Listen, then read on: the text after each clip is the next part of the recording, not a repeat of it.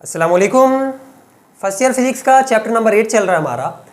और last video के अंदर हमने इस चैप्टर के सेकंड पोर्शन का जो वेव वाला पार्ट था वो सारे का सारा ख़त्म कर लिया था। उसकी जितनी भी थ्योरी थी और उस थ्योरी से रिलेटेड जितने भी न्यूमेरिकल्स थे वो हम लोग पिछली ही वीडियो के अंदर कवर करके आ चुके हैं। तो आज की इस वीडियो से हम लोग इस चैप्टर का जो आखिरी पार्ट रह गया है जो कि साउंड वाला है उसे स्टार्ट करने जा रहे हैं। तो इस वीडियो के अंदर हम लोग साउंड वेव से रिलेटेड कुछ बेसिक चीज़ें जो है वो डिस्कस करेंगे। साउंड वेव्स होती क्या है, मतलब इसका थोड़ा सा इंट्रोडक्शन वगैरह। और फिर हमारे पास जो टॉपिक्स हैं जो हम लोग इस वीडियो के अंदर कवर करेंगे वो न्यूटन मेथड है। न्यूटन का फार्मूला है जिसके ज़रिए से हमारे पास स्पीड ऑफ साउंड जो है वो कैलकुलेट होती है। फिर इस न्यूटन के मेथड के अंदर, न्यूटन के फार्मूले के अंदर कुछ मिस्टेक्स थी जो हमारे पास एक साइंटिस्ट था जिसका नाम लैप्लास था, उसने करेक्ट की थी। तो उसने क्या करेक्शन की और उस करेक्शन के बाद जो है वो हमारे पास स्पीड ऑफ साउंड किस तरह से कैलकुलेट होके आई, ये चीज़ें इस वीडियो के अंदर हम लोगों ने डिस्कस करनी है। और सबसे आखिर में हम लोग जो है वो स्पीड ऑफ साउंड और जो हमारे पास एब्सोल्यूट टेम्परेचर होता है इनके दरमियान क्या रिलेशन है ये भी हम लोग आज की इसी वीडियो के अंदर जो है वो डिस्कस करने जा रहे हैं। अच्छा, ये वीडियो स्टार्ट करने से पहले अगर आपको बिल्कुल बेसिक से जो है वो स्टार्ट करना है, बिल्कुल बेसिक से समझना है कि साउंड किस तरह से प्रोड्यूस होता है, साउंड की कैरेक्टरिस्टिक्स क्या क्या है, मतलब बिल्कुल जो हमारे पास बेसिक कॉन्सेप्ट्स हैं अगर वो भी आपके क्लियर नहीं है तो फिर आप लोगों को जो हम लोगों ने मैट्रिक क्लास के अंदर चीज़ें डिस्कस की थी साउंड से रिलेटेड, वो प्लेलिस्ट की जो जिस प्लेलिस्ट के अंदर जिस चैप्टर के अंदर जो है वो हम लोगों ने साउंड को डिस्कस किया था वेव्स वाले, उसकी जो प्लेलिस्ट है उसका लिंक मैं नीचे डिस्क्रिप्शन के अंदर लगा दूंगा। अगर आपके बिल्कुल भी कॉन्सेप्ट जो है वो क्लियर नहीं है तो पहले आप लोगों के लिए सजेशन ये है कि आप लोग वहाँ से साउंड से रिलेटेड जितने भी आपके पास वीडियोज़ हैं मैट्रिक क्लास के अंदर, उसके अंदर बड़ी डिटेल के अंदर हमने एक्सपेरिमेंट्स के साथ ये सारी चीज़ें जो है वो डिस्कस की हुई हैं। और एक कॉन्सेप्ट जो है वो मतलब एक अच्छा खासा कॉन्सेप्ट जो है वो साउंड वेव से रिलेटेड जो है उन्हीं वीडियोज़ के अंदर बनाया हुआ है। तो पहले आप लोग वो देख लें अगर बिल्कुल भी आप लोगों के कॉन्सेप्ट जो है वो बिल्कुल भी क्लियर नहीं है। उसके बाद फिर यहाँ पे जो हम लोग अभी करने वाले हैं ये सिर्फ उन्हीं चीज़ों को जो है वो डिस्कस करेंगे, मतलब समझने के किस्म से हम लोग जो है वो रिवाइज कर रहे हैं वही चीज़ें जो हम लोगों ने मैट्रिक क्लास के अंदर पढ़ ली थी। तो बाकी जिन लोगों के थोड़े बहुत कॉन्सेप्ट्स हैं साउंड से रिलेटेड या वेव्स वगैरह से रिलेटेड तो वो यहीं से जो है वो कंटिन्यू कर सकते हैं। ठीक है, फिर हमारे पास ये जो लेक्चर है ये लेक्चर नंबर 7 होगा चैप्टर नंबर 8 की थ्योरी का, जिसके अंदर हम लोग ये वेव वाला तो हम लोगों ने पढ़ लिया पार्ट, जिसके अंदर हम लोग क्या साउंड वाले पार्ट को जो है वो स्टार्ट करने जा रहे हैं जो कि सेकंड पोर्शन का है चैप्टर नंबर 8 के। ठीक है, सबसे पहले अगर हम लोग स्टार्ट करें साउंड वेव्स से कि साउंड वेव्स होती क्या हैं और हमारे पास इसका क्या कॉन्सेप्ट है। तो साउंड वेव असल में लॉन्गिट्यूडनल वेव्स हैं। ठीक है, लॉन्गिट्यूडनल वेव्स और मैकेनिकल वेव्स की एक टाइप है और लॉन्गिट्यूडनल वेव्स हैं, ये दोनों जो है वो हम लोगों ने जो हम लोग इसका सेकंड पोर्शन जब हम लोगों ने स्टार्ट किया था तो इसकी पहली ही वीडियो के अंदर वेव वाले पार्ट की पहली ही वीडियो के अंदर हमने ये दोनों चीज़ें जो वो डिस्कस की हुई हैं कि मैकेनिकल वेव्स क्या होती हैं, ठीक है, और लॉन्गिट्यूडनल वेव्स क्या होती हैं। मैकेनिकल वेव जो है वो हम लोग मीडियम की रिस्पेक्ट से बोल रहे होते हैं। हम लोग मीडियम की जो है वो विद रिस्पेक्ट टू मीडियम देखें अगर वेव्स को तो हमारे पास जो साउंड वेव्स हैं वो मैकेनिकल वेव्स में आती हैं। और अगर विद रिस्पेक्ट टू जो हमारे पास पार्टिकल्स हैं उनकी मोशन को देखें तो जो हमारे पास ये साउंड वेव है ये लॉन्गिट्यूडनल वेव्स के अंदर आती हैं। और उन्हीं हम लोग वही चीज़ें डिस्कस कर रहे थे, यही दो चीज़ें पढ़ रहे थे तो वहाँ पे हमने इनकी एग्जांपल्स के अंदर भी डाला था कि जो साउंड वेव्स हैं वो आपके पास मैकेनिकल वेव्स होती हैं और लॉन्गिट्यूडनल वेव्स होती हैं। लॉन्गिट्यूडनल वेव्स हमें पता है कि क्या होती हैं कि जिसके अंदर जो हमारे मीडियम के पार्टिकल हैं, ठीक है, वो आपके पास क्या हों कि पैरेलल हो, मोशन के पैरेलल हो। जिस मोशन के अंदर आपके पास वेव ट्रैवल कर रही है जो मीडियम के पार्टिकल हैं वो भी उसी के अंदर जो है वो ट्रैवल कर रहे होते हैं, मतलब उसके पैरेलल जो है वो आपके पास बैक एंड फोर्थ इस तरह से मूव कर रहे होते हैं, टू एंड फ्रो या बैक एंड फोर्थ उसकी अपनी मेन पोजीशन के around parallel to the motion of the wave जो है वो ट्रैवल कर रहे होते हैं। ठीक है, तो ये चीज़ हम लोगों ने उस वीडियो के अंदर पढ़ ली है तो इसलिए इसकी ज़्यादा डीप के अंदर हम लोग नहीं जाएंगे। फिर मैकेनिकल वेव क्या थी, हम लोगों ने ये बात की थी वहाँ पे कि दो तरह की वेव्स होती हैं, एक मैग्नेटिक इन नेचर होती हैं और एक मैकेनिकल वेव्स होती हैं। मैकेनिकल वेव्स वो वेव्स होती हैं कि जिनको मीडियम चाहिए होता है प्रोपगेट करने के लिए। अगर मीडियम नहीं होगा तो ये जो है वो ट्रैवल नहीं कर पाएंगी। और इलेक्ट्रोमैग्नेटिक वेव्स को मीडियम नहीं चाहिए होता, वो किसी भी मीडियम से पास हो जाती हैं, और मीडियम ना भी हो तो वैक्यूम से भी पास हो जाती हैं। जैसे हमने एक एग्जांपल जो है वो डिस्कस की थी कि लाइट वेव्स जो है वो इलेक्ट्रोमैग्नेटिक इन नेचर होती हैं, तभी वो सूरज से यहाँ तक पहुँच जाती हैं। जबकि साउंड वेव जो है वो आपके पास मैकेनिकल वेव्स हैं, इनको मीडियम की ज़रूरत पड़ती है, तभी जो सूरज के अंदर जो हमारे पास ब्लास्ट हो रहे हैं उनकी जो हमारे पास साउंड है, उसकी जो आवाज़ है वो हम लोग नहीं सुन सकते। क्यों? क्योंकि हमारे पास अर्थ के बाहर अगर हम लोग जाएं तो वैक्यूम है, और वैक्यूम जो है वो आपके पास कोई मीडियम नहीं होता, तो इसलिए जो मैकेनिकल वेव्स हैं वो ट्रैवल नहीं कर पाती, यानी कि साउंड वेव्स जो ट्रैवल नहीं कर पाती हमारे पास। ये सब चीज़ें हम लोग डिस्कस कर चुके हैं। अच्छा, साउंड वेव्स क्या है? लॉन्गिट्यूडनल है, मैकेनिकल वेव्स है। लॉन्गिट्यूडनल वेव्स और मैकेनिकल वेव्स हैं, और इनको रिक्वायर्ड होता है मीडियम प्रोपगेट करने के लिए। इनको मीडियम रिक्वायर्ड होता है, चाहे वो सॉलिड हो, लिक्विड हो, या फिर गैस हो, या फिर मतलब जिसको हम लोगों ने यहाँ पे एयर लिखा हुआ है, तो इनको कोई ना कोई मीडियम चाहिए होता है प्रोपगेट करने के लिए। अच्छा, travels in the form of compression and rarefaction. ये किस तरह से ट्रैवल करती हैं? क्योंकि ये लॉन्गिट्यूडनल वेव्स हैं, तो जाहिर सी बात है कि ये कंप्रेशन और रेयरफ्रैक्शन की फॉर्म में जो है वो ट्रैवल करेंगी। ये बनाती भी जो है वो ट्रैवल करेंगी, और मतलब इस तरह से ये लोग ट्रैवल, ये जो वेव्स हैं ये ट्रैवल करती हैं and create sensation at ear drum. हम लोग सुनते किस तरह से इन साउंड वेव्स को?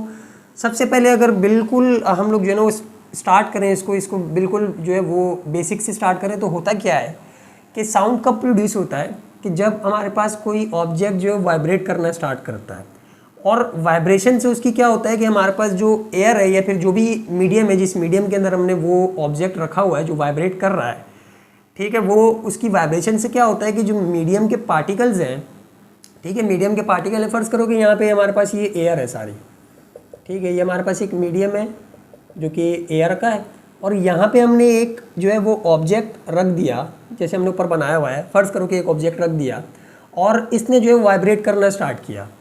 तो जब ये वाइब्रेट करेगा, ये वाइब्रेट करना स्टार्ट करेगा, ये ऑब्जेक्ट वाइब्रेट करना स्टार्ट करेगा, तो हमारे पास जो एयर है जो एयर के पार्टिकल्स हैं वो इसके साथ जो है वो मतलब वाइब्रेट करना स्टार्ट कर देंगे, या फिर ये जो है ये हाई और लो प्रेशर जो है यहाँ पे क्रिएट करेगा एयर के ऊपर। ठीक है, हमने क्या पढ़ा था कि वेव्स क्या होती हैं? वेव्स असल में एनर्जी की फॉर्म होती है, फिर एनर्जी को कैरी करती हैं। वेव्स डिस्टर्बेंस होती हैं, जो कोई हमारे पास डिवाइस या फिर कोई जो है वो पार्टिकल या फिर कोई भी जो है वो ऑब्जेक्ट अगर जो है वो वेव क्रिएट कर रहा है, डिस्टर्बेंस क्रिएट कर रहा है, यानी कि वो एनर्जी को ट्रांसफ़र कर रहा है। और वो एनर्जी कैसे ट्रांसफ़र होती है? वो पार्टिकल्स के थ्रू जो ट्रांसफ़र होती है। मतलब यही जो डिस्टर्बेंस ये आपके पास डिवाइस क्रिएट करता है, यही डिस्टर्बेंस जो पार्टिकल्स हैं हमारे पास मीडियम के वो कैरी करते हैं और एक जगह से दूसरी जगह पे लेके जाते हैं।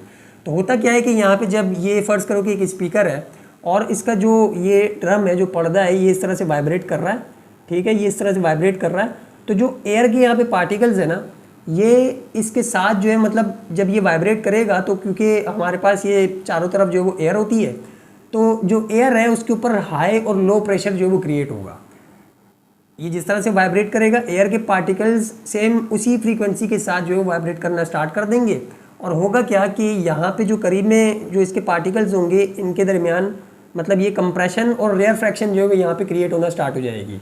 कंप्रेशन और रेयर फ्रैक्शन सेम उसी तरह जिस तरह लॉन्गिट्यूडनल वेव जो है वो क्रिएट होती हैं, जो हम लोग पढ़ के आ चुके हैं कि ये किस तरह से जो है वो क्रिएट होती हैं। वही स्प्रिंग वाली एग्जांपल कि यहाँ से अगर हम लोग एक डिस्टर्बेंस दें तो जो स्प्रिंग होता है उसके अंदर कंप्रेशन हमें पूरी ट्रैवल करती हुई नज़र आ रही होती है, और लगातार अगर हम लोग इसको वाइब्रेट करते रहें तो हमें एक जो है वो series of compression and rarefaction जो है वो देखने को मिलता है। तो समझ लो कि ये जो हमारे पास मीडियम है, इसमें भी कुछ इसी तरह से हो रहा है कि ये जो हमारे पास यहाँ पे डिवाइस है ये वाइब्रेट कर रही है, और इसकी वाइब्रेशन से क्या हो रहा है कि एक जो है वो प्रेशर, हाई प्रेशर और लो प्रेशर जो है यहाँ पे क्रिएट हो रहा है, यानी कि रेयर फ्रैक्शन और कंप्रेशन जो है वो यहाँ पे क्रिएट होती हुई आगे इस तरह से जारी होती है। और यही जो डिस्टर्बेंस है ये फिर हमारे कानों तक पहुँचती है, और हमारे कान जो है वो इसको फिर सेंस करके हमारे दिमाग तक जो सिग्नल पहुंचाते हैं। ठीक है, तो ये तरीका होता है साउंड वेव्स किस तरह से जनरेट होती हैं, फिर साउंड वेव्स असल में होती क्या है उसका। और यहाँ पे अगर हम लोग देखें तो कंप्रेशन हम लोग किसको बोल रहे होते हैं कि जो हिस्सा या फिर जो पार्टिकल्स एयर के इस तरह से आपस में कंप्रेस हो जाते हैं, इनको हम लोग कंप्रेशन बोलते हैं। ये आपके पास क्या होता है, हिस्सा ये वाला, ये कंप्रेशन होता है। और जहाँ पे पार्टिकल जो इस तरह से एलोंगेट हो जाते हैं या फिर हमें गैप्स नज़र आ रहे होते हैं, इस वाले हिस्से को हम लोग क्या बोल रहे होते हैं, रेयरफ्रैक्शन। ठीक है, जैसे हमारे पास वेव्स के अंदर जो हमने देखा था कि इस तरह से जो वेव्स थी, ट्रांसवर्स वेव्स थी, जो उनके अंदर क्रस्ट और ट्रफ बन रहे थे, इसी तरह यहाँ पे जो है वो आपके पास कंप्रेशन और रेयरफ्रैक्शन जो है वो बन रहे होते हैं। ठीक है, तो ये हमारे पास जो है वो कुछ बेसिक्स हो गई साउंड से रिलेटेड। अब अगर हम लोग देखें तो हमारे पास कुछ टाइप्स हैं, कुछ जो है वो हम लोगों ने कैटेगरीज बनाई हुई हैं कि इंफ्रासोनिक वेव्स कौन सी वेव्स होंगी, और ऑडिबल वेव्स कौन सी होंगी, और अल्ट्रासोनिक वेव्स जो है वो कौन सी होंगी।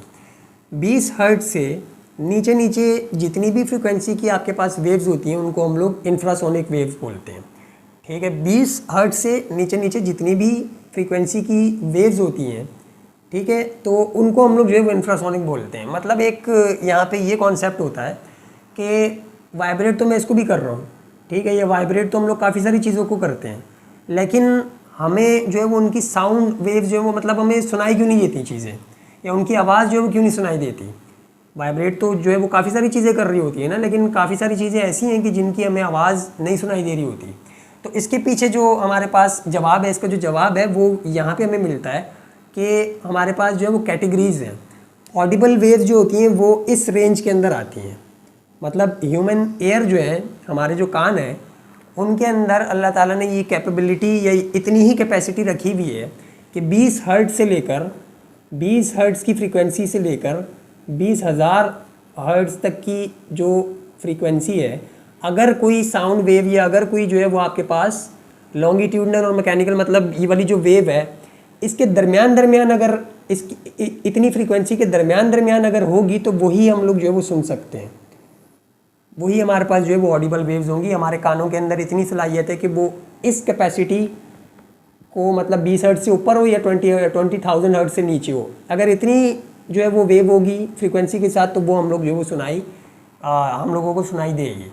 इससे अगर नीचे होगी तो वो हम लोग जो है वो सुन नहीं पाएंगे, और उन वेव्स को जो है वो हम लोग क्या बोलते हैं, ये इंफ्रासोनिक वेव्स होती हैं। ठीक है, इसकी भी काफ़ी सारी एप्लीकेशंस हैं, वो हम लोग जो है वो लास्ट में देखेंगे, जब हम लोग अगर लास्ट पार्ट के अंदर ये चीज़ अगर आई हमारे पास तो। अच्छा, 20,000 हर्ट्ज से ऊपर की फ्रीक्वेंसी की अगर कोई वेव होती है तो वो भी हम लोग जो वो सुन नहीं पाएंगे। और इस तरह की वेव्स को कि जिनकी फ्रीक्वेंसी 20,000 हर्ट्ज से ऊपर की होती है, उनको हम लोग अल्ट्रासोनिक वेव्स बोल रहे होते हैं। ठीक है, इसकी भी काफ़ी सारी हमारे पास एप्लीकेशंस है रडार वगैरह के अंदर। तो अगर वो हम लोगों ने डिस्कस किया तो लास्ट वीडियो के अंदर हम लोग इनको भी जो डिस्कस कर लेंगे। अभी सिर्फ हम लोगों ने यहाँ पे इन्फॉर्मेशन लिखी है कि 20 हर्ट्ज से नीचे की जो वेव्स होती हैं, साउंड वेव्स, उनको हम लोग इंफ्रासोनिक वेव्स बोल रहे होते हैं। 20 से लेकर 20,000 हर्ट्ज तक की जो वेव्स होती हैं उनको ऑडिबल वेव्स बोल रहे होते हैं, जो कि हमारे जो एयर है, हमारे जो कान है, वो हमें सेंस करके बता सकते हैं। और भी तो 20,000 हर्ट्ज से ऊपर की अगर कोई वेव होगी तो वो अल्ट्रासोनिक वेव होगी, और इन्हें भी जो है हम लोग सुन नहीं पाते हैं। ठीक है, तो ये साउंड से रिलेटेड जितनी भी हमारे पास थोड़ी बहुत बेसिक थी ये हम लोगों ने डिस्कस कर ली। अब हम अगर अपने दूसरे टॉपिक के ऊपर जाएं, जो मेन टॉपिक है आज की हमारी डिस्कशन का, वो क्या है, स्पीड ऑफ साउंड वेव्स। कि साउंड वेव्स जो है उनकी स्पीड कितनी है। तो स्पीड ऑफ साउंड वेव्स जो है वो कैलकुलेट करने के लिए सबसे पहले हमारे पास न्यूटन आए और इन्होंने अपना एक फार्मूला जो है वो ड्राइव किया, जिसकी मदद से हमने स्पीड ऑफ साउंड को जो है वो कैलकुलेट किया। अच्छा, अब इनका फार्मूला क्या था, इन्होंने एक जनरल फार्मूला दे दिया कि किसी भी मीडियम के अंदर सबसे पहले तो हमारे पास 3 मीडियम होते हैं। एक जो है वो आपके पास एयर होता है, एक जो है वो आपके पास लिक्विड होता है, ठीक है, एक जो आपके पास सॉलिड होता है। तो तीनों के अंदर हमारे पास जो स्पीड ऑफ साउंड है वो डिफरेंट है। ठीक है, साउंड की जो स्पीड है वो डिपेंड करती है इलास्टिसिटी के ऊपर उस मीडियम के पार्टिकल्स की, और जो इनर्शियल प्रॉपर्टी होती है उस मीडियम के पार्टिकल्स की, इन दो चीज़ों के ऊपर जो है वो हमारे पास स्पीड साउंड की डिपेंड कर रही होती है। तो यही वजह है कि हमारे पास जो स्पीड ऑफ साउंड है एयर के अंदर उसकी अलग वैल्यू है, लिक्विड के अंदर जो है वो अलग वैल्यू है, और सॉलिड के अंदर जो है वो अलग वैल्यू है। और ये चीज़ हम लोग जो है वो अपनी मैट्रिक क्लास के अंदर भी पढ़ के आ चुके हैं कि स्पीड ऑफ साउंड जो होती है इसके अंदर हमारे पास स्पीड ऑफ साउंड जो होती है एयर के अंदर हमारे पास सबसे ज़्यादा होती है, एयर के अंदर जो सबसे ज़्यादा कम होती है, ठीक है, इसके अंदर सबसे ज़्यादा कम होती है, इसके अंदर जो है वो आपके पास ज़्यादा होती है थोड़ी, और सॉलिड के अंदर जो सबसे ज़्यादा होती है स्पीड ऑफ साउंड। क्यों? क्योंकि हम लोग यहाँ पे देख रहे हैं कि स्पीड ऑफ साउंड जो है वो इलास्टिसिटी के ऊपर डिपेंड करता है, या फिर elastic property of the medium के जो पार्टिकल्स हैं उनके ऊपर डिपेंड करता है। कोई मीडियम या फिर किसी मीडियम के पार्टिकल्स जितने ज़्यादा इलास्टिक होंगे उसके अंदर, उस मीडियम के अंदर साउंड की जो स्पीड है वो उतनी ही ज़्यादा होगी। तो हमें पता है कि सॉलिड जो है वो आपके पास उसकी इलास्टिसिटी ज़्यादा होती है, तो इसलिए सॉलिड के अंदर सबसे ज़्यादा स्पीड ऑफ साउंड होता है। लिक्विड की उससे थोड़ी कम होती है तो इसके अंदर थोड़ा कम होता है। एयर की या फिर गैसेस की जो इलास्टिसिटी है वो सबसे ज़्यादा कम होती है इन तीनों के मुकाबले में, तो इसलिए जो एयर के अंदर हमारे पास स्पीड ऑफ साउंड है वो काफ़ी ज़्यादा कम होता है। तो अच्छा, ये एक जनरल फार्मूला है। किसी भी मीडियम के अंदर अगर आपको स्पीड ऑफ साउंड कैलकुलेट करना है तो ऊपर जो है वो आप लोग रखोगे उसकी इलास्टिक प्रॉपर्टी, ठीक है, और नीचे जो है आप लोग डिवाइड करवा दोगे, मतलब इसका रेशो लोगे अंडर रूट के अंदर रख के उसकी इनर्शियल प्रॉपर्टी के साथ। अब हमारे पास अगर हम लोग एयर की बात करें, ठीक है, अगर हम लोग एयर की बात करें, न्यूटन ने जो स्पीड कैलकुलेट की थी वो सबसे पहले एयर के अंदर ही की थी। तो अगर हम लोग एयर की बात करें तो इलास्टिक प्रॉपर्टी जो एयर के अंदर होती है उसको हम लोग बल्क मॉडुलस से कैलकुलेट कर रहे होते हैं, या फिर बल्क मॉडुलस से जो है वो फाइंड कर रहे होते हैं। एक होता है आपके पास बल्क मॉडुलस, ठीक है, इसी तरह फिर हमारे पास यंग्स मॉडुलस और शेयर मॉडुलस भी होता है। यंग्स जो होता है वो हम लोग सॉलिड के लिए इस्तेमाल कर रहे होते हैं, और शेयर मॉडुलस जो है हम लोग लिक्विड के लिए इस्तेमाल कर रहे होते हैं।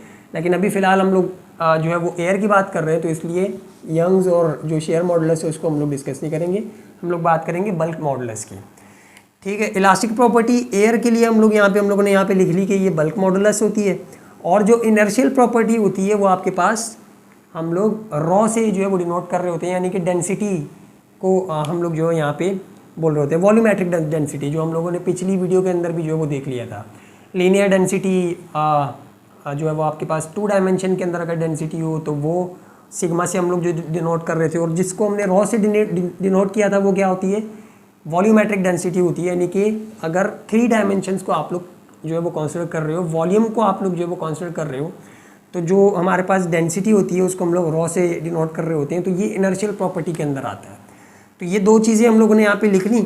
यहाँ पे जो ये आपके पास बीटा है ये बल्क मॉडुलस को डिनोट कर रहा है, और जो ये रॉ है ये आपके पास वॉल्यूमेट्रिक डेंसिटी को जो है वो डिनोट कर रहा है। अच्छा, बल्क मॉडुलस किस तरह से कैलकुलेट करते हैं, या बल्क मॉडुलस का फार्मूला क्या है वो हम लोगों ने यहाँ पे लिखा हुआ है, स्ट्रेस ओवर स्ट्रेन, ठीक है। इलास्टिसिटी को हम लोग किस तरह से कैलकुलेट करते थे, मैट्रिक क्लास के अंदर हम लोगों ने पढ़ा था कि इलास्टिसिटी को हम लोग किस तरह से कैलकुलेट करते हैं, स्ट्रेस डिवाइडेड बाय स्ट्रेन, यानी कि एक रेशो होता है स्ट्रेस अपॉन स्ट्रेन का। तो अब अगर हम लोग एयर की बात कर रहे हैं तो बल्क मॉडुलस जो है वो हम लोगों ने लिख दिया कि स्ट्रेस अपॉन स्ट्रेन। स्ट्रेस हमें पता है कि उसका फॉर्मूला क्या होता है, स्ट्रेस जो होता है वो आपके पास होता है F/A, ठीक है। आपने कितनी फोर्स लगाई किसी ऑब्जेक्ट के ऊपर, और मतलब एक यूनिट एरिया के ऊपर अगर आप लोग जो है वो फोर्स लगा रहे हो, ये आपके पास एक ऑब्जेक्ट है और इसके ऊपर आपने फोर्स लगाई इस तरह से, तो ये जो आपकी फोर्स है ये डिवाइड हो जाएगी, यानी कि ये इस पूरे ऑब्जेक्ट के ऊपर जहाँ जहाँ वो कांटेक्ट, मतलब आपने जिस ऑब्जेक्ट से इसके ऊपर फोर्स लगाई हुई है, जिस डिवाइस से इसके ऊपर फोर्स लगाई हुई है, ठीक है, वो इस पूरे के पूरे जो है वो आपके पास ऑब्जेक्ट के ऊपर डिवाइड हो जाती है। तो हम लोग कैलकुलेट क्या करते हैं कि यूनिट एरिया के ऊपर कितनी फोर्स लग रही है, यूनिट एरिया के ऊपर, यानी कि 1 मीटर स्क्वायर के ऊपर, या कोई सी भी यूनिट अगर आप लोग कंसिडर कर रहे हो तो उसके ऊपर कितनी फोर्स हमारी डिवाइड हो रही है यूनिट एरिया के ऊपर, तो उसको हम लोग बोलते हैं कि वो स्ट्रेस होता है, यानी कि प्रेशर। दूसरे लफ्ज़ों में प्रेशर भी हम लोग जो है इसको बोल सकते हैं, क्योंकि ये जो स्ट्रेस होता है ये प्रेशर ही होता है, F/A प्रेशर ही होता है। फिर हम लोग स्ट्रेन की बात करें अगर, तो स्ट्रेन क्या होता है, स्ट्रेन हमारे पास जो है वो रेशो होता है चेंज इन वॉल्यूम का। अब चूँकि हमें पता है कि जब हम लोग किसी भी ऑब्जेक्ट के ऊपर फोर्स लगाते हैं तो उसके किसी इलास्टिक ऑब्जेक्ट के ऊपर फोर्स लगाते हैं तो उसकी वॉल्यूम के अंदर जो है वो चेंज आता है। ठीक है, फ़र्ज़ करो कि आपके पास कोई ऐसा ऑब्जेक्ट है कि जो इलास्टिक है, अगर इसके ऊपर मैं फोर्स लगाऊं तो इसका वॉल्यूम जो है वो डिक्रीज़ हो रहा होता है। ठीक है, वही अगर हम लोग जो है वो क्योंकि एयर की बात कर रहे हैं तो एयर से ही इसको जो है वो हम लोग देख लेते हैं। ये आपके पास जो है वो एयर है।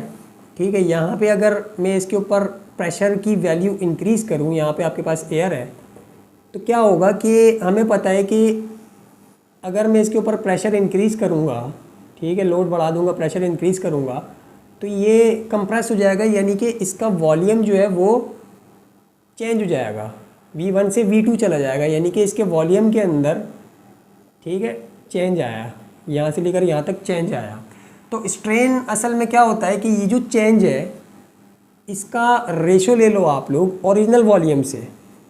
ओरिजिनल वॉल्यूम से अगर आप लोग इसका चेंज लोगे या फिर अगर इसका आप लोग जो वो रेशो लोगे चेंज का ओरिजिनल वॉल्यूम से, तो वो हमारे पास स्ट्रेन की वैल्यू देता है। यानी कि स्ट्रेन ये होता है कि ओरिजिनल वॉल्यूम के रिस्पेक्ट से आपके पास कितना चेंज आया है किसी भी ऑब्जेक्ट के वॉल्यूम के अंदर, उसको हम लोग स्ट्रेन बोल रहे होते हैं। तो इसका फॉर्मूला जो हम लोग ने यहाँ पे लिख लिया है। अब अगर हम लोग इसको आगे बढ़ाएं, तो बल्क मॉडुलस हमारे पास क्या बनेगा? बल्क मॉडुलस जो हमारे पास बनेगा, स्ट्रेस की जगह पे हम लोग जो है वो प्रेशर इस्तेमाल कर सकते हैं, यानी कि जो हमने प्रेशर चेंज किया है तो वो हम लोग ने यहाँ पे लिख दिया, और डिवाइडेड बाय स्ट्रेन की क्या वैल्यू निकाली हमने? Delta V upon original volume यानी कि V। और अगर इसको मैं यूँ करके लिखूँ तो यूँ भी आप लोग जो है वो मानोगे कि सही है, डेल्टा V अपॉन V। ठीक है, फिर हमें पता है कि हम लोग अगर ये डिवाइड का साइन टाइम मल्टीप्लाई का लगाएं तो ये वाली वैल्यू उलट जाती है, डेल्टा V। और हमारे पास बल्क मॉडुलस की क्या वैल्यू बनी? Delta PV upon change in volume. ठीक है, तो अगर इसी को मैं यहाँ पे लिख दूँ अपने स्टेप्स जो बचाने के लिए, तो मैं डायरेक्ट यहाँ पे लिख रहा हूँ कि डेल्टा P यानी कि change in pressure into volume upon change in volume. ठीक है, तो ये हमारे पास किसकी वैल्यू आ गई? बल्क मॉडुलस की। इसी तरह फिर जो हमारे पास नीचे रो है, इसको हम लोग जो है वो फ़िलहाल ऐसे छोड़ देते हैं, इसको अभी फ़िलहाल हम लोग जो है वो ऐसे छोड़ रहे हैं। तो इस वाले फार्मूले के अंदर अगर हम लोग रखें V is equals to delta P into क्या बोलते हैं PV अपॉन डेल्टा V, या फिर इससे पहले एक और हम लोग काम कर लेते हैं, इस फार्मूले के अंदर डालने से पहले हम लोग ये चीज़ जो है वो प्रूव कर देते हैं कि ये जो हमारे पास चीज़ है ये प्रेशर की ही इक्वल होती है। ठीक है, प्रेशर के किस तरह से इक्वल होती है? फ़र्ज़ करो कि हमारे पास जो है वो एक कंटेनर था, ठीक है, जिसके ऊपर हमारे पास ये प्रेशर था, इनिशियल प्रेशर, इसको P1 बोल दो या फिर इसको सिर्फ P बोल दो, और इसका कुछ जो है वो वॉल्यूम था, इसको V बोल देते हैं। हमने क्या किया कि प्रेशर को अब चेंज कर दिया, तो इसका जो प्रेशर है वो P2 बन गया और इसका जो वॉल्यूम है वो V2 बन गया, यानी कि इसके ओरिजिनल प्रेशर के अंदर चेंज आ गया, प्रेशर को हमने चेंज कर दिया और इसकी वजह से इसका जो वॉल्यूम है उसमें भी चेंज आ गया, वॉल्यूम क्या हो गया? डिक्रीज़ हो गया यहाँ पे। तो अगर मैं इसको यूँ लिखूँ कि PV जो है वो किसके बराबर है? अच्छा, यहाँ पे जो हमारे पास चीज़ यूज़ हो रही है वो हम लोग बॉयल्स लॉ को इस्तेमाल कर रहे हैं, और न्यूटन ने यहाँ पे एक चीज़ क्या डिस्कस की थी, इसको भी डिस्कस करने से पहले ये अपने जहन में रखना, हम लोग एक और चीज़ जो है वो जो इम्पोर्टेंट है वो पहले हम लोगों को डिस्कस करनी चाहिए। वो क्या है कि न्यूटन ने अपनी इस पूरी कैलकुलेशन के अंदर क्या चीज़ जहन में रखी कि जो ये पूरा प्रोसेस है, ठीक है, जिसके अंदर साउंड वेव्स ट्रैवल करती हैं, ये आइसोथर्मल है। ये क्या है? आइसोथर्मल है, यानी कि इसके अंदर जो हमारे पास हीट है वो कांस्टेंट रहती है, हीट को हम लोग जो चेंज नहीं कर रहे होते, यानी कि टेम्परेचर जो है वो कांस्टेंट रहता है। बॉयल्स लॉ के अंदर हमने क्या पढ़ा था, उसकी अगर आप लोग स्टेटमेंट जो है वो अगर आप लोगों को याद हो तो उसकी स्टेटमेंट क्या थी कि प्रेशर बढ़ाने से जो है वो वॉल्यूम के अंदर चेंज आ जाता है अगर जो टेम्परेचर है उसको आप लोग कांस्टेंट रखो। तो न्यूटन ने यहाँ पे क्या एक चीज़ जो है वो कैलकुलेशन करते हुए अपने जहन में रखी कि जो हमारे पास ये पूरा प्रोसेस होता है ये आइसोथर्मल होता है। और इसके पीछे इसने रीज़न क्या दिया कि फ़र्ज़ करो कि ये हमारे पास जो है वो एक ऑब्जेक्ट है, ये वही जो है वो साउंड वेव निकाल रहा है, ये कंप्रेशन है, और ये हमारे पास जो है वो रेयर फ्रैक्शन है। फिर हमारे पास कंप्रेशन आ गई, फिर जो है हमारे पास रेयर फ्रैक्शन आ गई और इस तरह से आगे जा रहा है। तो न्यूटन ने यहाँ पे एक्सप्लेनेशन क्या दी थी अपनी कि इसको उसने जो आइसोथर्मल का नाम दिया था या फिर आइसोथर्मल जो है उसको कंसीडर किया था, उसने अपनी एक्सप्लेनेशन क्या दी थी कि यहाँ पे जो, और अगर पहले हम लोग देखें तो ये जो हमारे पास एयर के पार्टिकल्स नहीं हैं ये यहाँ पे कंप्रेस हो रहे हैं। तो कंप्रेस होंगे तो जाहिर सी बात है कि जो हमारे पास ये वाला जो रीजन है कंप्रेशन वाला, ये जो कंप्रेशन वाला रीजन है, ठीक है, यहाँ पे इसकी हीट के अंदर चेंज आएगा। जाहिर सी बात है कि जब हम लोग उसकी जो क्या बोलते हैं पार्टिकल्स हैं उनको अगर हम लोग कंप्रेस कर रहे हैं तो यहाँ पे इस वाले कंप्रेशन वाले रीजन के अंदर हीट जो है वो इंक्रीज़ होगी। ठीक है, तो इसने इसको आइसोथर्मल किस तरह से जो है वो जस्टिफाई किया, एक्सप्लेन किया कि ये जो कंप्रेशन वाली पोर्शन है, कंप्रेशन वाला जो रीजन है, यहाँ पे अगर इसकी हीट जो है वो इंक्रीज़ हो रही है तो ये जो रेयर फ्रैक्शन है जो यहाँ पे आ रही है, ये इसके अंदर हीट का जो है वो डिफरेंस आ जाएगा। यहाँ पे क्या हो गई, हीट बढ़ गई, यहाँ पे हीट बढ़ गई, तो यहाँ पे क्या है, हीट कम है, तो हीट का डिफरेंस आ गया। और हमने लॉ ऑफ हीट एक्सचेंज में क्या पढ़ा हुआ है कि हीट जो है वो ट्रांसफ़र हो जाती है।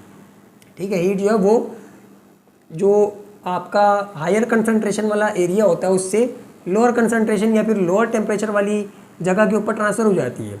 तो जब कंप्रेशन होती है इन पार्टिकल्स की तो हमें पता, मतलब उसने ये कंसीडर किया, उसने बोला हाँ भाई यहाँ पे जो है वो हीट जो है वो इंक्रीज़ तो हो रही है, लेकिन जो यहाँ पे हीट इंक्रीज़ हो रही है ना वो ट्रैवल करके रेयर फ्रैक्शन के अंदर चली जाती है।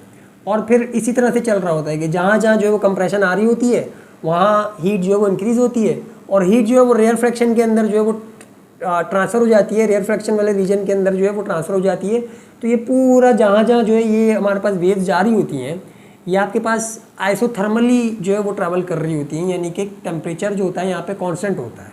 तो टेम्परेचर को उसने यहाँ पे क्या रखा, कांस्टेंट रखा। और यही जो चीज़ थी यही न्यूटन की गलती थी जो आगे लैप्लास ने जाके करेक्ट की। इसको जो है आप लोग जहन में रखना। ठीक है, अब अगर टेम्परेचर कांस्टेंट है, ठीक है, तो हम लोग बॉयल्स लॉ को ही यहाँ पे देखते हुए अपनी सारी आगे जो है वो कहानी करेंगे। ठीक है, तो हम लोगों ने बॉयल्स लॉ में क्या पढ़ा था कि P1 V1 जो होता है वो आपके पास किसके इक्वल होता है, P2 V2 के। फिजिक्स के अंदर भी पढ़ा था और आप लोगों ने केमिस्ट्री के अंदर भी पढ़ा होगा कि P1 V1 is equal to P2 V2 होता है।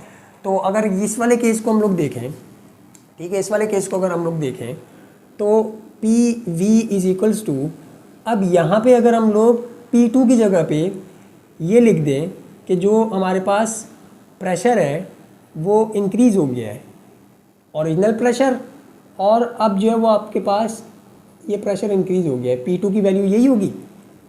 ठीक है, P2 की वैल्यू ऐसी ही आएगी। प्रेशर 1 फर्ज करो कि था आपके पास 10 पास्कल का और प्रेशर 2 हो गया आपके पास कितना, 12 पास्कल का। ठीक है, तो चेंज कितना आया, डेल्टा P कितना आया, डेल्टा P आया 2 पास्कल का। ठीक है, तो ये जो 12 लिखा हुआ है यहाँ पे ये कैसे आया होगा, 10 पास्कल और 2 पास्कल ऐड करके, यानी कि ये ओरिजिनल वाला और जो चेंज आया इसको ऐड करेंगे तो P2 बनेगा। तो हम लोगों ने यहाँ पे क्या कर दिया, P2 की जगह पे इनको ओरिजिनल प्रेशर को और जो चेंज आया इनको ऐड करके लिख दिया सिंपली। और यहाँ पे अगर हम लोग वॉल्यूम को देखें तो वॉल्यूम के अंदर बेसिकली डिक्रीज़ आया है, ओरिजिनल वॉल्यूम माइनस या आपके पास क्या बोलते हैं चेंज जो आया है इसके अंदर। फ़र्ज़ करो कि इसका जो ओरिजिनल वॉल्यूम था वो 5 जो मीटर क्यूब का था, अब चेंज होकर कितना हो गया, 3 मीटर क्यूब का हो गया है। ठीक है, जो चेंज कितना आया, 2 मीटर क्यूब का चेंज आया। ठीक है, और अगर हम लोग देखें कि V2 जो है वो आपके पास कितना है, 3 मीटर क्यूब का है, तो क्या हम लोग इसको इस तरह से लिख सकते हैं कि V माइनस का डेल्टा V, V की वैल्यू कितनी है 5 और चेंज कितना आया आपके पास 2, तो 2 वो भी 3 ही की वैल्यू देगा। तो इसका मतलब यहाँ पे ये वाली चीज़ हम लोग लिख सकते हैं।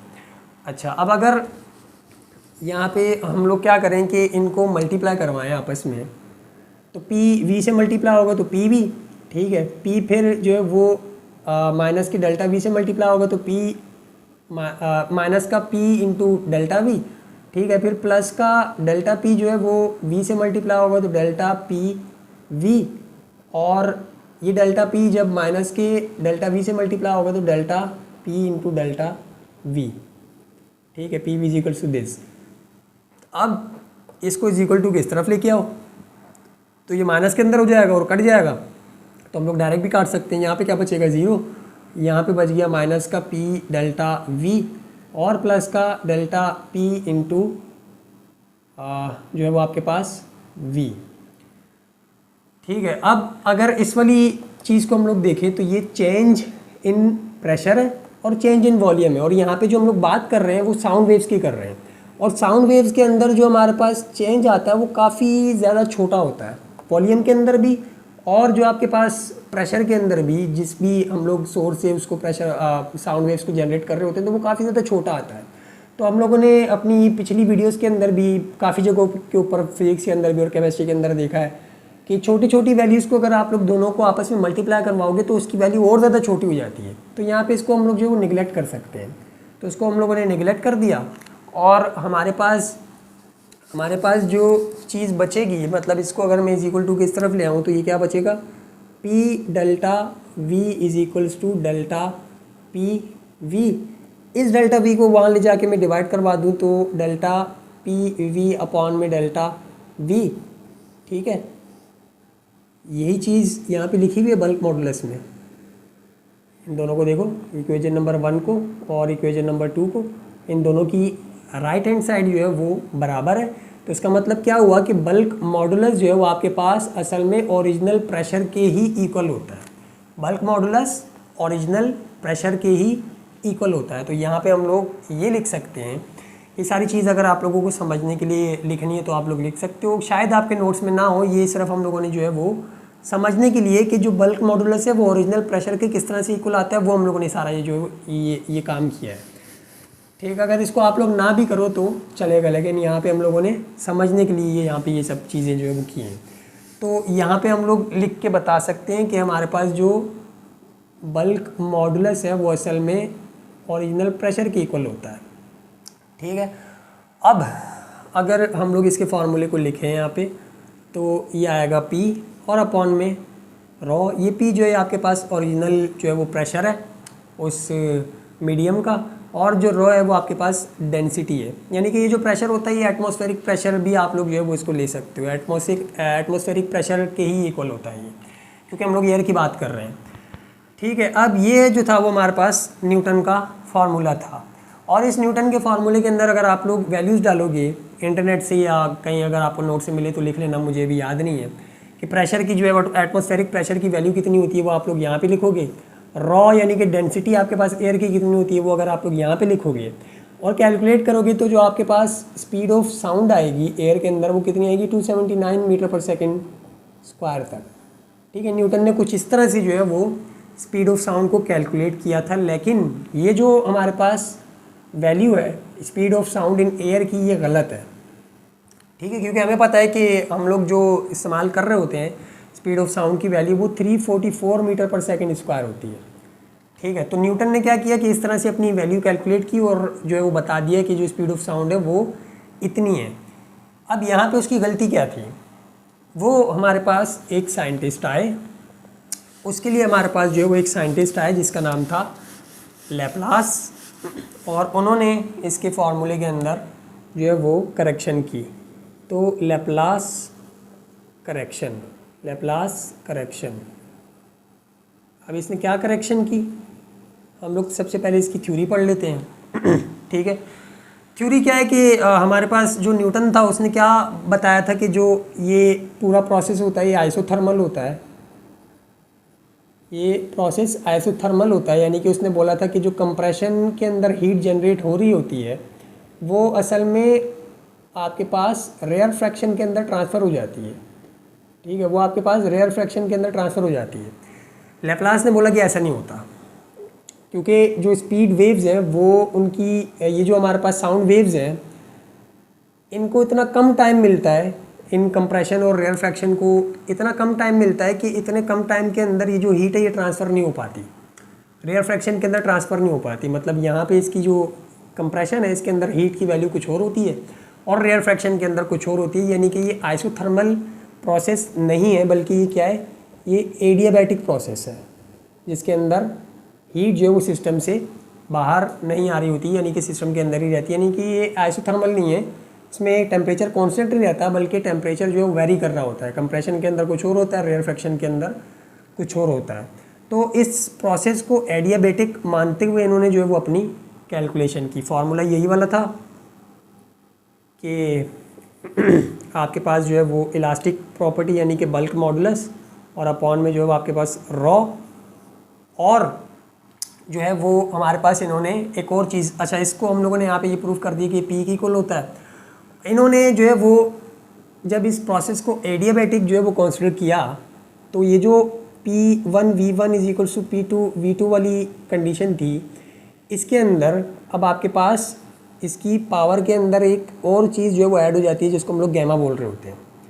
ठीक है, एक और चीज़ ऐड हो जाती है जिसको हम लोग गैमा बोल रहे होते हैं, और फिर इसकी भी पूरी उसी तरह से जो है वो एक डेरिवेशन टाइप की है, एक पूरी जो है वो कैलकुलेशन है। हम लोग इसके अंदर नहीं जा रहे क्योंकि इसके अंदर जो है फिर बायनोमियल एक्सपेंशन वगैरह भी आ जाती है, तो उसके अंदर आप लोग काफ़ी ज़्यादा कन्फ्यूज हो जाओगे।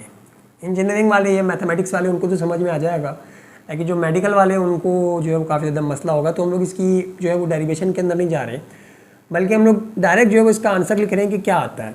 आंसर जो इसका आता है वो ये आता है कि gamma into original pressure equals to आपके पास डेल्टा PV अपॉन में डेल्टा V।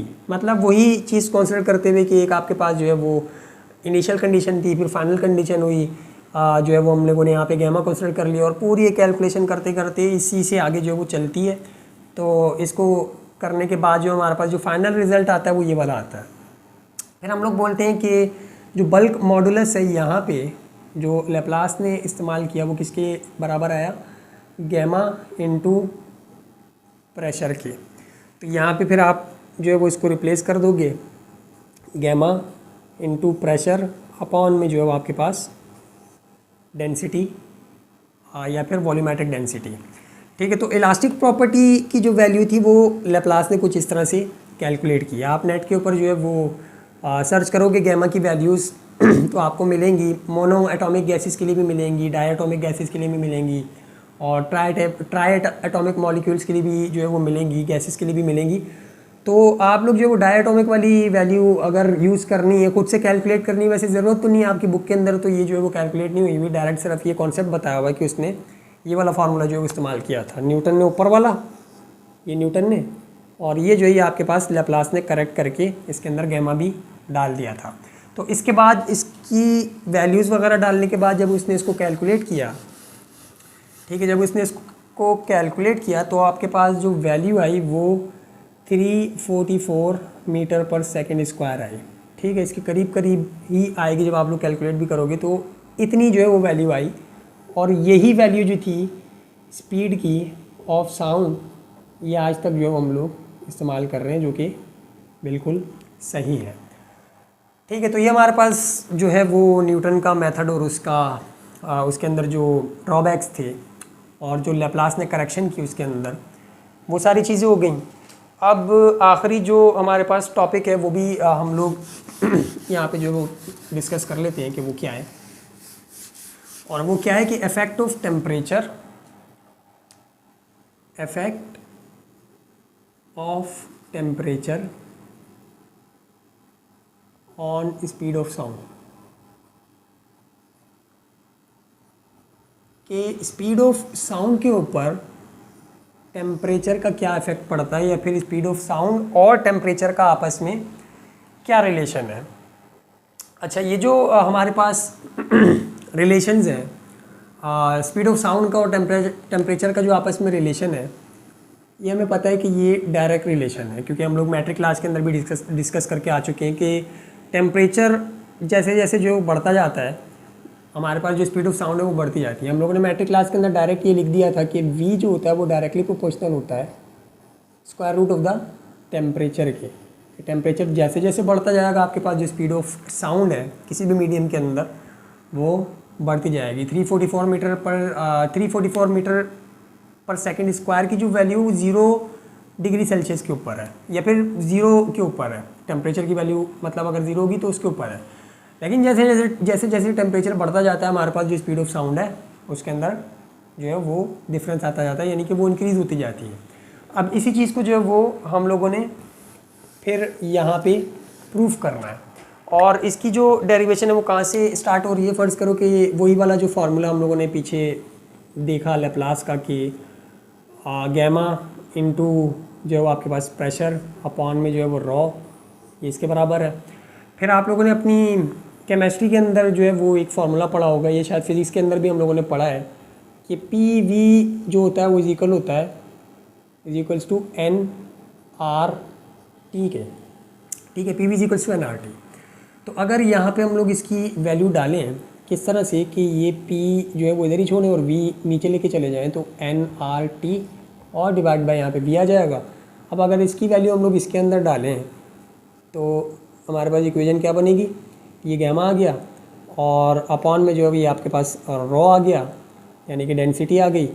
और इसकी जगह पे जो हम लोग डाल देते हैं यहाँ पे एन आर टी और अपॉन में V। ठीक है, इसके बाद हमें पता है कि जो ये रॉ होती है या फिर जो डेंसिटी होती है वो मास पर यूनिट वॉल्यूम के इक्वल होती है। ठीक है, या फिर इसको अगर थोड़ा सा हम लोग और इजी करके लिखें तो गैमा को ऐसे लिख देते हैं और डिवाइडेड बाय लिख देते हैं कि ये जो है वो आपके पास रॉ के इक्वल है। फिर इसको अगर हम लोग मल्टीप्लाई करेंगे या फिर इसको जो है वो अभी ऐसे लिखो कि ये डिवाइड में, और यहाँ पे जो हमारे पास N R T upon V ये सारी चीज़ें जो एज इट इज़ हैं। ठीक है, रूट के अंदर। अब इसकी जगह पे अगर मैं इसकी वैल्यू लिख दूँ मास पर यूनिट वॉल्यूम, मास पर यूनिट वॉल्यूम, ठीक है, तो लिख सकता हूँ। स्टेप्स जो है वो मैं यहीं पे ही बनाता जा रहा हूँ। आप लोग जो है वो अगर इसको साथ साथ नोट डाउन कर रहे हो तो अलग अलग स्टेप के अंदर करना, तोड़ तोड़ के करना ताकि अच्छे से जो है समझ में आए। अच्छा, अब अगर अगले स्टेप के अंदर अगर डिवाइड का साइन हटाएँ मल्टीप्लाई का लगाएं तो ये पलट जाएगा। ठीक है, ऊपर चला जाएगा V, नीचे आ जाएगा M। तो हम लोग इस तरह से भी लिख सकते हैं इसको। इस V से जो है ये V कैंसिल हो जाएगा और हमारे पास जो वैल्यू बनेगी वो क्या बनेगी, गैमा अपॉन में M, और यहाँ पे आ जाएगा एन आर टी जो है वो सिर्फ एन आर टी रह गया। ठीक है, तो ये हमारे पास कुछ इस तरह की चीज़ बन गई, कुछ इस तरह की इक्वेशन बन गई। अब हमने केमिस्ट्री के अंदर क्या पढ़ा था कि जो नंबर ऑफ़ मोल्स होते हैं वो किसके इक्वल होते हैं, गिवन मास अपॉन मॉलिक्यूलर मास। ठीक है, गिवन मास अपॉन मॉलिक्यूलर मास। अगर मॉलिक्यूलर मास को मैं यहाँ पे लेके आऊँ तो मास अपॉन एन जो है वो किसके इक्वल चला जाएगा, कैपिटल एन के, यानी कि मॉलिक्यूलर मास के। नंबर ऑफ़ मोल्स जो है वो इक्वल होते हैं given mass upon molecular mass के। मॉलिक्यूलर मास को मैं यहाँ ले गया और नंबर ऑफ़ मोल्स को नीचे ले गया, तो given mass divide by number of moles जो है वो आपके पास किसके आ गए, इक्वल मॉलिक्यूलर मास के, कैपिटल एम के। अच्छा, अगर हम लोग यहाँ पे देखें तो अगर इस n को मैं नीचे लेके आऊँ, अगर इस n को मैं नीचे लेके आऊँ, v इज इक्वल्स टू आपके पास गैमा r, कैपिटल R, और आपके पास t, नीचे जो है आपके पास m है, और यहाँ पे मैं n जो है वो ऊपर से उठा के नीचे लेके चला गया, तो ये आपके पास कुछ इस तरह से बन गया। किस लिए किया ये मैंने, ताकि मैं ये वाला जो है वो इसके अंदर फार्मूला यूज़ कर सकूँ, यानी कि मॉलिक्यूलर मास यहाँ पे यूज़ कर सकूँ। तो फाइनल हमारे पास जो एक इक्वेशन बनी वो क्या बनी, गैमा आर टी, और अपॉन में मैं लिख सकता हूँ molecular mass of the gas, या फिर मॉलिक्यूलर मास जिसके अंदर हम लोग स्पीड ऑफ साउंड को कैलकुलेट कर रहे हैं उस मीडियम की। ठीक है, तो ये हमारे पास कुछ इक्वेशन बन गई इस तरह की। अब अगर हम लोग यहाँ पे देखें तो अगर मैं टेम्परेचर को जो है वो अलग से करके लिख दूँ कि V is equals to gamma R, और अपॉन में जो है वो मॉलिक्यूलर मास, और T को मैं जो है वो कुछ इस तरह से लिख दूँ रूट के अंदर, तो लिख सकता हूँ। ठीक है, वही मैथमेटिक्स का जो है वो आपके पास रूल के स्क्वायर रूट जो है वो आप लोग इस तरह से तोड़ के लिख सकते हो। अगर कोई चीज़ या कोई आपके पास जो है वो साइड पूरी की पूरी आपस में मल्टीप्लाई डिवाइड हो रही है, उसको मैंने इस तरह से लिख दिया। अब अगर यहाँ पे हम लोग देखें तो ये जो गैमा है ये आपके पास एक कांस्टेंट है। ठीक है, ये आपके पास एक कांस्टेंट है, इसकी वैल्यू आपको जो है वो मिल जाएगी, मतलब ये कांस्टेंट होता है। कैपिटल आर जो है ये आपके पास ये भी कांस्टेंट होता है। ठीक है, P V equals to N R T. Constant होता है केमिस्ट्री जितनों ने पढ़ी होगी, या केमिस्ट्री या फिर फिजिक्स के अंदर कहीं पे अगर ये चीज़ पढ़ी होगी, तो कैपिटल R जो होता है ये आपके पास कांस्टेंट होता है, और इसको हम लोग कौन सा कांस्टेंट बोल रहे होते हैं? Universal gas constant. ये यूनिवर्सल गैस कांस्टेंट होता है, और इसकी जो वैल्यू होती है वो आपके पास 8.13 करके जो है वो आगे कुछ जा रही होती है, सबको पता है ये। और जो ये कैपिटल M है, ये आपके पास क्या होता है? ये भी कांस्टेंट है। मॉलिक्यूलर मास जो होता है वो गैस का कांस्टेंट होता है, वो चेंज नहीं हो पाता, ये चेंज नहीं होता। ठीक है, तो ये सारी की सारी चीज़ें जो वो आपके पास कांस्टेंट है, तो इस पूरी चीज़ को हम लोग कांस्टेंट बोल सकते हैं, बिल्कुल बोल सकते हैं। तो ये हमारे पास मतलब ये डिवाइड होंगी और अंडर रूट ऊपर लगेगा, तो आपके पास एक कांस्टेंट ही वैल्यू आएगी ना। तो यहाँ पे हम लोग लिख देते हैं कि ये जो है वो आपके पास एक पूरा कांस्टेंट है, और टेम्परेचर अंडर रूट के अंदर इस तरह से। फाइनल स्टेप में सबको पता है कि हम लोग क्या करने वाले हैं, और फाइनल स्टेप में हम लोग क्या करेंगे कि इक्वल टू के साइन को और कांस्टेंट को अगर हम लोग हटाएंगे तो हमें रिलेशन पता लगेगा स्पीड ऑफ साउंड का और टेम्परेचर का। और वो रिलेशन जो है वो क्या है कि स्पीड जो है वो आपके पास डायरेक्टली प्रोपोर्शनल है टेम्परेचर के साथ। ठीक है, टेम्परेचर के स्क्वायर रूट के साथ। Speed of sound is directly proportional to the square root of the temperature. मतलब जैसे जैसे टेम्परेचर किसी मीडियम का, जिस मीडियम के अंदर आप लोग स्पीड ऑफ साउंड को जो है वो कैलकुलेट कर रहे हो या फिर ऑब्जर्व कर रहे हो, तो वो आपको जो है वो इंक्रीज़ होती भी नज़र आएगी जैसे जैसे उस मीडियम का जो है वो टेम्परेचर इंक्रीज़ होता जाएगा। तो ये हमारे पास जो था वो आज की वीडियो का जो था वो लास्ट टॉपिक था, और आज के लिए इतना ही। बाकी जितने इसके थोड़े बहुत टॉपिक्स रहते हैं, एक दो टॉपिक्स और हैं, मतलब डॉपलर इफेक्ट्स वाला एक टॉपिक है जो मेन टॉपिक है, और उसके अलावा कुछ कैरेक्टरिस्टिक्स ऑफ साउंड है, ऑफ म्यूज़िकल साउंड, और ये सब थोड़ी बहुत जो चीज़ें हैं वो फिर हम लोग कोशिश करेंगे कि नेक्स्ट वीडियोज़ के अंदर जो है वो कवर करें। तो आज के लिए इतना ही, मिलते हैं फिर अगली वीडियो में, तब तक के लिए अल्लाह हाफिज़।